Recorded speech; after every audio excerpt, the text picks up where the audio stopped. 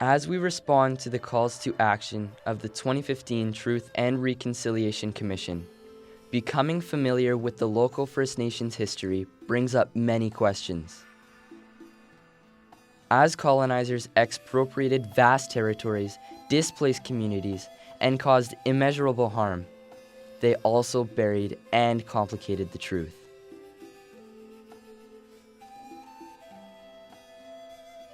We understand First Peoples from different nations moved through and returned to this territory, seasonally as hunter-gatherers, using sturgeon nose canoes, living in pit houses in the winter, and thaw mat houses in the summer.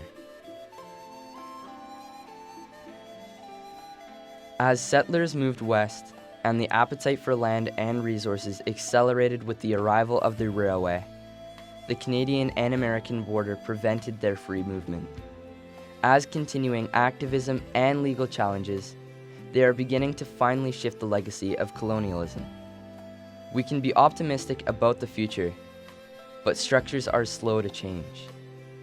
The legal framework of the Indian Act is still doing what it was designed to do, which was to remove the Indigenous rights and their title, so there would be fewer obligations to the original occupants of the land that is now called home.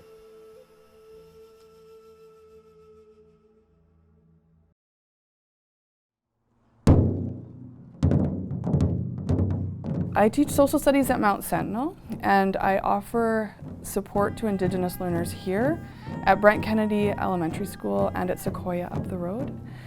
And as part of that role, I also see myself as a lead learner in the school community so that all the students, non-Indigenous and Indigenous alike, and all the adults in the building are always constantly building upon our knowledge, because of course this hasn't been taught very well in the past.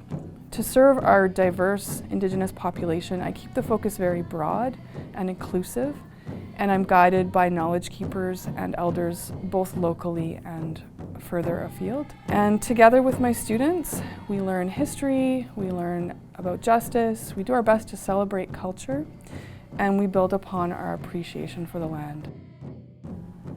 I'm angry that I didn't get to learn the truth growing up, and as someone who discovered my ancestors' role in colonization later in life, I've taken it on as an individual responsibility to contribute in whatever ways I can. I experience this as a continuous path of inspiration, and I feel so grateful to live in a community and work for a school district where I can teach from that passion, because I wouldn't have that freedom in many parts of Canada. My name is Abriel. And my name is Colby. And we are first-year Academy students at Mount Sentinel. We recently had the wonderful opportunity to go to the Salish School of Spokane. We were very interested in learning about their culture and language and how that connects them to their land. Inhaminki Temhula means I love the land or I want the land.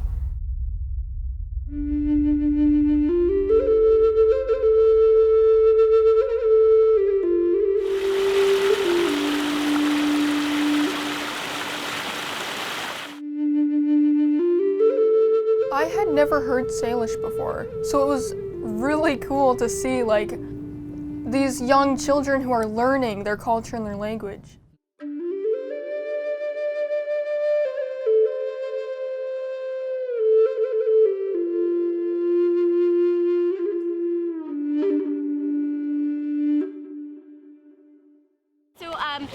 My name is Dominique Wiley Camacho. I am the lead secondary teacher here at Salish School of Spokane.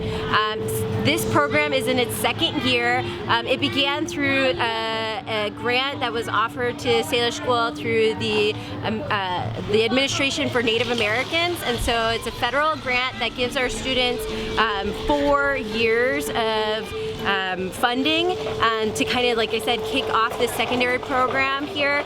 And what we're hoping for is really to offer an education that gives students the ability to see themselves reflected in a positive light, so that they can see how their heritage has affected the history of the United States, and that they can have a curriculum that will ultimately show them a path where they are positively inspired and interested in learning, but just positively reflected in their learning.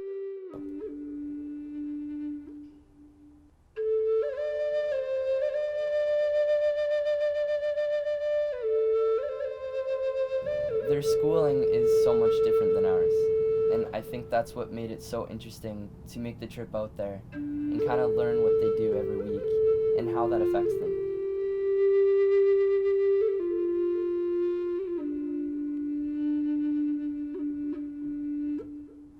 There's an elder where I live, or where I used to live, I guess.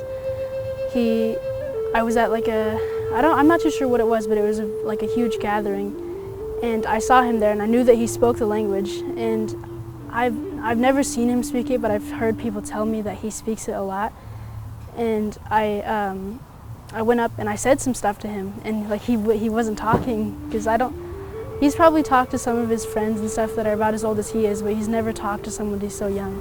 Yeah, I feel like since the school has grown, it's really changed my life, because I've met a lot of amazing people. It's like a normal school, like, you know, you see people and like when you're just excited to see them every day. Like, we are a big family. That's what a lot of the teachers say. I don't think that there's anything about this school that I would change, but I feel like that a lot of the higher ups and stuff are doing amazing at their jobs, and I wouldn't change anything about the people that work here and the stuff that they do. Collaborating with Dominique has been great. Even from our first conversation, I could hear that there were so many common goals that we shared for our learners, and we had lots of ideas immediately for how we could build momentum together. So I'm really just looking forward to seeing what unfolds. So here we are. We have new friends that speak in Salish.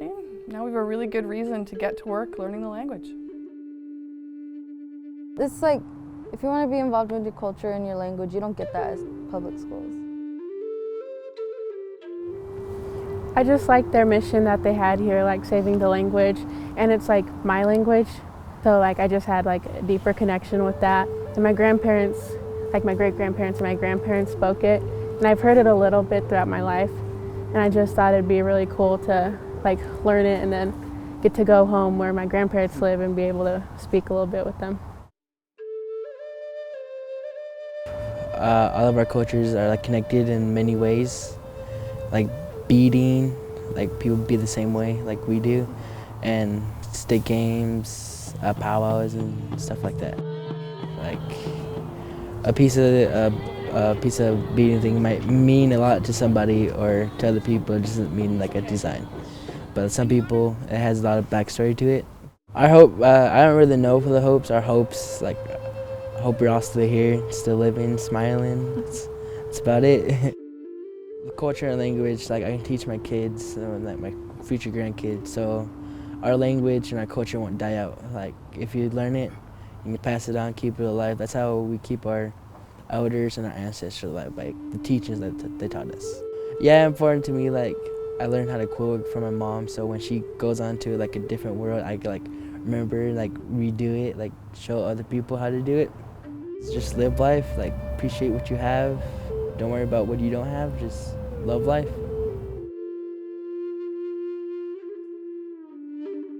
I like how it's like how we're really all like a family. This whole school, we're really like all together and we help each other, and we're much very a family. Like Queenamink. Queenamink means I love you, and like my mom likes to tell me that a lot in Salish, so it like means a lot to me every time she calls me that. Language learning is really tough, especially for adults and youth, because we really just don't like not being good at things. And it takes quite a while to get any sense of competence about it. We just have to accept that learning new languages involves some discomfort. There are definitely ways to make it fun, and we'll see what we can do. Thank you. And why did we use it? Do you remember what we used Lim for early in the year? One of our district contacts, Shelley Boyd, who's the Arrow Lakes facilitator for Colville Confederated Tribes, taught a group of us teachers a couple weeks back. And language learning formed a significant part of that conversation. She taught us about Inseelsheen, which is her language, her love of the language, and also the fact that Indigenous languages can be a way for non-Indigenous people to shift their worldview. Inseelsheen, as she describes it, connects directly to the land through the individual syllables. And if we're going to be serious about making change through reconciliation, a worldview shift is definitely required. So the language and the land can help us do what we need to do.